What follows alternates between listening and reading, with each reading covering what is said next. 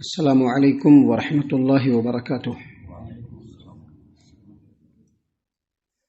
اعوذ باللہ من الشیطان الرجیم، بسم اللہ الرحمن الرحیم۔ وَيَوْمَ يَحْشُرُهُمْ كَأَن لَّمْ يَلْبَثُوا إِلَّا سَاعَةً مِّنَ النَّهَارِ يَتَعَارَفُونَ بَيْنَهُمْ قَدْ خَسِرَ الَّذِينَ كَذَّبُوا بِلِقَاءِ اللَّهِ وَمَا كَانُوا مُهْتَدِينَ۔ وَإِمَّا نُرِيَنَّكَ بَعْضَ الَّذِي نَعِدُهُمْ أَوْ نَتَوَفَّيَنَّكَ فَإِلَيْنَا مَرْجِعُهُمْ ثُمَّ اللَّهُ شَهِيدٌ عَلَى مَا يَفْعَلُونَ وَلِكُلِّ أُمَّةٍ رَّسُولٌ فَإِذَا جَاءَ رَسُولُهُمْ قُضِيَ بَيْنَهُم بِالْقِسْطِ وَهُمْ لَا يُظْلَمُونَ۔ محترم سامعین کرام، سورہ یونس سورہ نمبر 10 اور اسی صورت سے بھی آپ کے سامنے آیت نمبر 45، 46، 47 یعنی 45، 46، 47 یہ تین آیات آپ کے سامنے تلاوت کی گئی۔ محترم سامعین کرام، تین مختلف آیات ہیں اور تینوں آیتوں میں مختلف باتیں اللہ تبارک و تعالیٰ نے بیان فرمائی ہے۔ البتہ پہلی جو آیت کریمہ ہے اس میں اللہ تبارک و تعالیٰ نے مشرکین مکہ کے اس عقیدے کا کنڈیم کیا ہے کہ وہ لوگ آخرت کے اوپر یقین نہیں رکھتے تھے۔ ان لوگوں کا یہ ماننا تھا کہ یہ دنیا کی زندگی بس ہے، یہیں پر جو کچھ کرنا ہے کریں گے، مریں گے، مٹی میں مل جائیں گے، اس کے بعد ہم لوگوں کا کوئی وجود نہیں رہے گا۔ پہلی آیت کریمہ میں اللہ تبارک و تعالیٰ نے اس بات کی طرف پورے دلائل کے ساتھ یہ بات واضح فرمایا ہے۔ پہلی آیت کریمہ میں اللہ تبارک و تعالیٰ نے کہ قیامت قائم ہوگی پورے جزم کے ساتھ۔ محترم سامعین کرام، بعد کی جو دو آیتیں ہیں ان دو آیتوں میں اللہ تبارک و تعالیٰ نے اسلام کی حقانیت کا پورے وضاحت کے ساتھ اس بات فرمایا ہے، اور نبی اکرم صلی اللہ علیہ وسلم کی رسالت بالکل برحق ہے، اور نبی صلی اللہ علیہ وسلم کی رسالت سے پہلے بھی بہت سارے رسول آئے ہیں۔ اللہ تبارک و تعالیٰ نے ان باتوں کو واضح فرمایا ہے۔ سامعین کرام دیکھیے، اللہ تبارک و تعالیٰ نے فرمایا آیت نمبر 45 میں وَيَوْمَ يَحْشُرُهُمْ كَأَن لَّمْ يَلْبَثُوا إِلَّا سَاعَةً مِّنَ النَّهَارِ يَتَعَارَفُونَ بَيْنَهُمْ قَدْ خَسِرَ الَّذِينَ كَذَّبُوا بِلِقَاءِ اللَّهِ وَمَا كَانُوا مُهْتَدِينَ۔ اللہ نے فرمایا کہ اس دن کو یاد کرو جس دن اللہ تبارک و تعالیٰ ان لوگوں کو جمع فرمائے گا، تو وہ لوگ یوں محسوس کریں گے کہ جیسے دنیا کی زندگی میں صرف دن کے 1 گھنٹے ہی ان لوگوں نے گزارا۔ دنیا کی زندگی میں دن کے 1 گھنٹے ہی ان لوگوں نے گزارا، اور وہ لوگ ایک دوسرے کو پہچانتے ہوں گے، اور جن لوگوں نے ہماری ملاقات کو جھٹلایا وہی لوگ خسارے میں رہے اور ہدایت پر نہیں آ سکے۔ دیکھیے آیت کریمہ میں اللہ تبارک و تعالیٰ نے کیا بیان فرمایا، کیا بتلایا اللہ تبارک و تعالیٰ نے؟ آیت کریمہ میں اللہ تبارک و تعالیٰ نے یہ بتلایا کہ جب اللہ تبارک و تعالیٰ قیامت کے دن لوگوں کو جمع فرمائے گا تو قیامت کا جو ایک دن ہوگا اس قدر لمبا ہوگا کہ لوگوں کو لگے گا کہ دنیا کی زندگی میں وہ لوگ صرف چند گھنٹے ہی رہے۔ اب یہ 60-70 سال زندگی، یا جن لوگوں کو 100 سال زندگی ملی ہے وہ، یا جن لوگوں کو اس سے بھی لمبی زندگی ملی ہے وہ، تمام کے تمام لوگوں کے بارے میں کہا جا رہا ہے کہ جب یہ لوگ قیامت کے دن قیامت کے میدان میں جمع کیے جائیں گے تو اس دن کی لمبائی کے سامنے ان لوگوں کو لگے گا کہ دنیا کی زندگی میں صرف یہ لوگ چند گھنٹے ہی رہے۔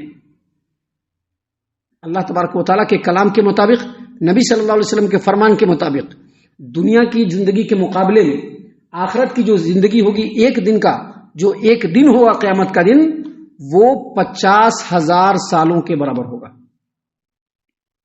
اب یہ لوگ اس دن میں جمع ہوں گے تو محسوس کریں گے کہ ہم جب ہم دنیا میں تھے تو زیادہ دن نہیں، بس گھنٹے چند گھنٹے رہ پائے بس۔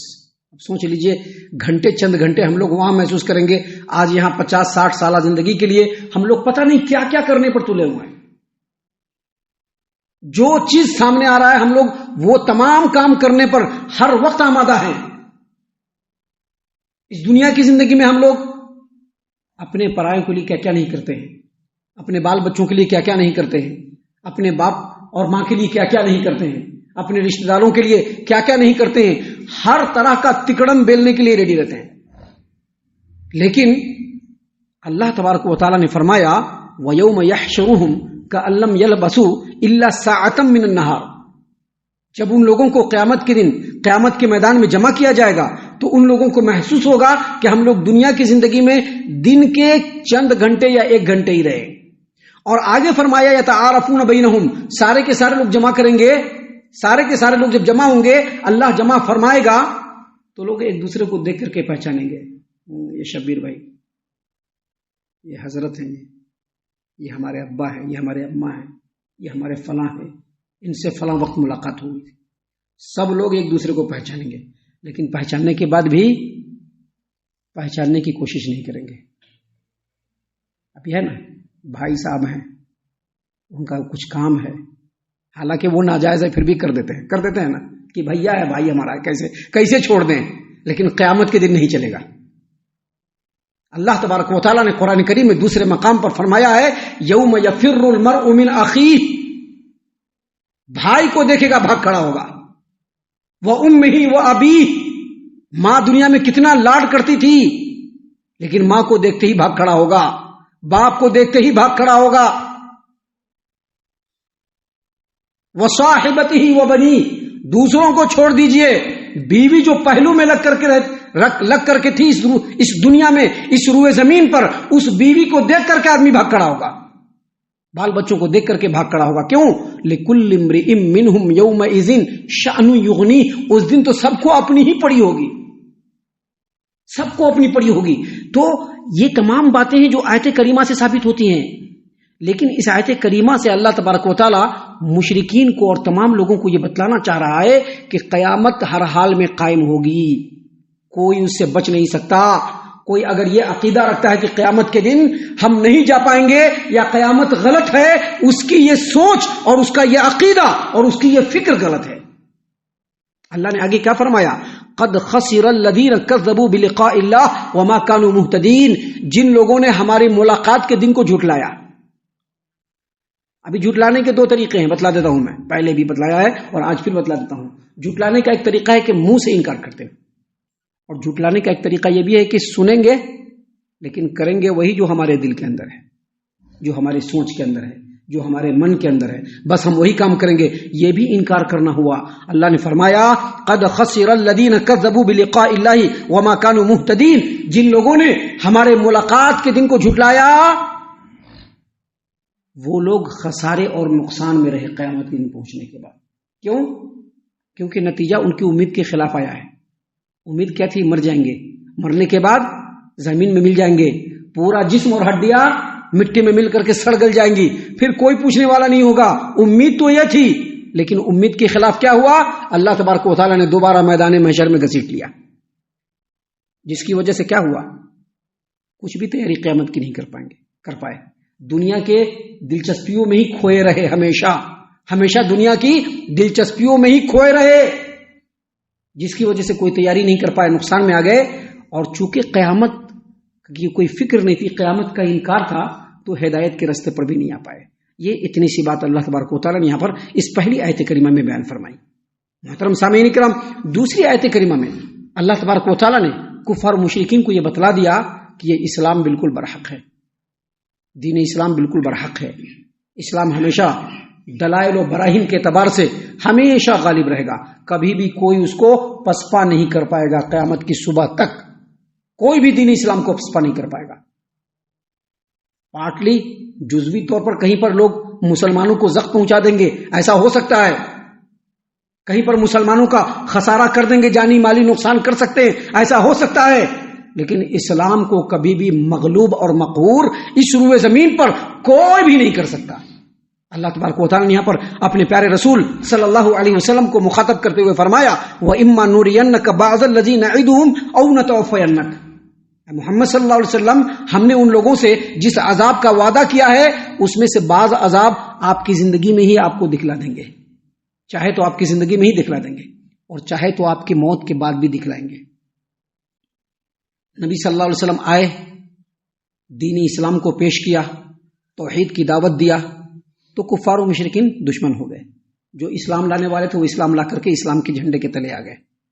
اب اللہ تبارک و تعالیٰ نے ان کو یہ بتلایا، کیونکہ کفار و مشرکین کے لیے سب سے تکلیف دہ بات جو بھی کفار ہیں، جو بھی مشرکین ہیں، جو بھی بدعتی ہیں، جو بھی خرافاتی ہیں، ان کے لیے سب سے تکلیف بات توحید کا پنپنا. اگر توحید پنپ گیا تو ان کے دل میں کانٹوں کی طرح سے چبھتا ہے. اسلام نبی صلی اللہ علیہ وسلم کی زندگی میں ہی بلندی کی طرف جانے لگا. یہ نبی صلی اللہ علیہ وسلم نے بھی دیکھا اور یہ مسلمانوں بھی نے دیکھا اور کفار و مشرکین نے بھی دیکھا، اور یہ ان کے لیے عذاب سے کم نہیں تھا. جنگ تبوک، جنگ بدر سے لے کر کے جنگ تبوک تک جتنی بھی جنگیں ہوئی، ان تمام جنگوں میں میدان جنگ میں بھی اور معاشرتی طور پر بھی اسلام نے، مسلمانوں نے کفار و مشرکین اور ان کے عقیدے اور ان کے فکر کو بالکل ذلیل و رسوا کیا، اور وہ لوگ پسپا ہوتے رہے. یہاں تک کہ نبی صلی اللہ علیہ وسلم کی جب وفات ہو گئی اور عثمان ابن عفان رضی اللہ عنہ کا جب دور آیا تو تقریباً پوری دنیا میں اسلام کا ڈنکا بجنے لگا. پوری دنیا میں اسلام کے پرچم لہرانے شروع ہو گئے. یہ کسی کافر اور مشرک کے لیے تکلیف سے کم نہیں تھا. آج بھی دیکھتے ہیں لوگ کیا بولتے ہیں، مسلمانوں کی تعداد بڑھ رہی ہے نہیں بڑھ رہی ہے، اس کی حقیقت کو ہم نہیں جانتے، لیکن مسلمانوں کی تعداد بڑھ رہی ہے. کیا مطلب؟ اسلام کی تعداد بڑھ رہی ہے. یہ ان کے لیے عذاب سے کم نہیں ہے. اور اللہ تبارک و تعالیٰ نے نبی صلی اللہ علیہ وسلم کی زندگی میں اس کو دکھلا دیا. اور جب سیدنا عثمان ابن عفان رضی اللہ عنہ کا دور آیا تو اس وقت تک تقریباً دنیا کے ہر حصے میں کفر و شرک مغلوب و مقہور ہو کر کے رہ گیا. اللہ تبارک و تعالیٰ نے اس آیت کریمہ میں یہ بتلایا ہے کہ اے نبی صلی اللہ علیہ وسلم، آپ کی زندگی میں بھی اور آپ کی زندگی کے بعد بھی اس دین اسلام کو ہم دلائل و براہین کے اعتبار سے ہر دور میں دنیا کے کسی نہ کسی خطے میں اس کو غالب رکھیں گے. کوئی بھی اس کو مقہور نہیں کر سکتا ہے. اللہ نے آگے مزید بیان فرمایا، اے محمد صلی اللہ علیہ وسلم، جس عذاب کا وعدہ ہم ان سے کرتے ہیں، چاہے تو آپ کی دنیا کی زندگی میں وہ عذاب ان کو دکھلا دیں، یا آپ کے موت کے بعد اس عذاب سے پہلے ہی آپ کو اٹھا لیں، اس کے باوجود انہیں بہرحال ہمارے پاس لوٹ کر کے آنا ہے. ہمارے پاس ان کو لوٹ کر کے آنا ہے. اور جو کچھ وہ کر رہے ہیں، واللہ ثم اللہ شہید علی ما یفعلون، جو کچھ کر رہے ہیں اللہ تبارک و تعالیٰ ان تمام کے اوپر گواہ ہے. مطلب کیا؟ یہ کفار و مشرکین، ان کے لیے جو عذاب کا وعدہ ہے وہ صرف دنیا کی زندگی تک کے لیے نہیں ہے، قیامت میں بھی ملے گا. اگر دنیا میں وہ عذاب کا مزہ چکھ لیے پھر بھی ان کو قیامت میں عذاب ملے گا. اور اگر کوئی دنیا میں عذاب کا مزہ نہیں چکھ سکا، کسی طرح سے بچ گیا، تو آخرت میں وہ بچنے والا نہیں. ان کو کہاں لوٹ کر کے آنا ہے؟ اللہ تبارک و تعالیٰ کے پاس لوٹ کر کے آنا ہے. اللہ تبارک و تعالیٰ نے اس آیت کریمہ میں اس بات کو بیان فرمایا. اس کے بعد جو آخری آیت کریمہ آپ کے سامنے آج تلاوت کی گئی، اس میں اللہ تبارک و تعالیٰ نے فرمایا وَلِكُلِّ أُمَّةٍ رَسُولٌ وَلِكُلِّ أُمَّةٍ رَسُولٌ فَإِذَا جَاءَ رَسُولُهُمْ قُضِيَ بَيْنَهُمْ بِالْقِسْطِ وَهُمْ لَا يُظْلَمُونَ. اللہ نے فرمایا ہر امت کے لیے ایک رسول ہے، پھر جب ان کے پاس رسول آتا ہے تو پورے انصاف کے ساتھ ان کے درمیان فیصلہ کر دیا جاتا ہے اور ان پر کوئی ظلم نہیں کیا جاتا. مطلب محمد صلی اللہ علیہ وسلم جو رسول بن کر کے آئے ہیں کوئی نئے نویلے نہیں ہیں، اس سے پہلے بھی بہت سارے رسول آئے ہیں. اور اللہ تبارک و تعالیٰ کی یہ سنت ہے کہ جب لوگوں کے درمیان کفر و شرک، خرابی، ظلم و زیادتی، معاشرے کی بدامنی، بے حیائی اور فحاشی جب بہت زیادہ عام ہونے لگتی ہے تو اللہ تبارک و تعالیٰ اس وقت کس کو بھیجتا ہے؟ رسول کو بھیجتا ہے. کیوں بھیجتا ہے؟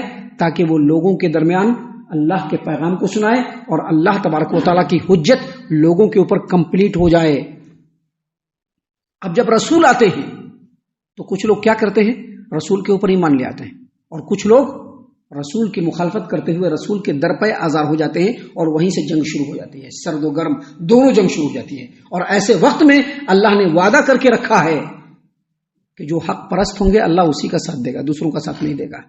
اللہ نے فرمایا وَقُضِيَ بَيْنَهُمْ بِالْقِسْطِ وَهُمْ لَا يُظْلَمُونَ. جب رسول آ جاتے ہیں تو لوگوں کے درمیان انصاف سے فیصلہ ہو جاتا ہے. کیونکہ جب رسول آتے ہیں تو وہ اللہ کی تعلیم کو لوگوں تک پہنچا دیتے ہیں. اب جاننے کے بعد بھی لوگ نہیں کرے تو پھر ان کے اوپر جو عذاب آئے گا وہ ظلم نہیں ہوگا بلکہ اس کا بدلہ ہوگا. کیونکہ یہ دنیا کس کی ہے؟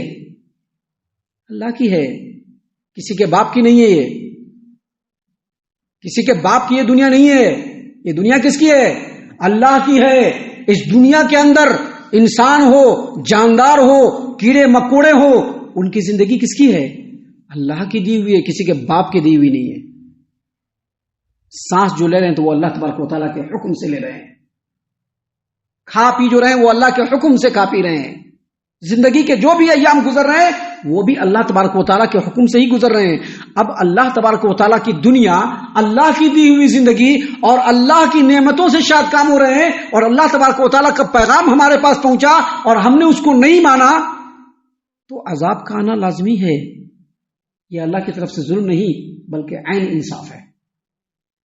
اللہ تبارک و تعالیٰ نے ان تمام آیتوں کے اندر تمام لوگوں کو یہ بتلایا ہے کہ اللہ تبارک و تعالیٰ برحق ہے، قیامت آنے والی ہے، اسلام دین حق ہے، اور ہر انسان کے لیے ضروری ہے کہ وہ اللہ تبارک و تعالیٰ کے احکام کے اوپر عمل کرے، اور اگر وہ ایسا نہیں کرتے ہیں تو دنیا میں بھی عذاب سے دوچار ہو سکتے ہیں، اور آخرت میں تو ہر حال میں سخت عذاب اللہ تبارک و تعالیٰ نے نافرمانوں اور ظالموں اور شرکشوں کے لیے تیار فرما کر کے رکھا ہے۔ ہم اللہ سے دعا کرتے ہیں کہ اللہ تعالی ہم تمام کو ان تمام باتوں کے اوپر خوب غور و فکر اور تدبر کرنے کے ساتھ ساتھ ان باتوں کے اوپر عمل کرنے کی بھی توفیق عنایت فرمائے، آمین۔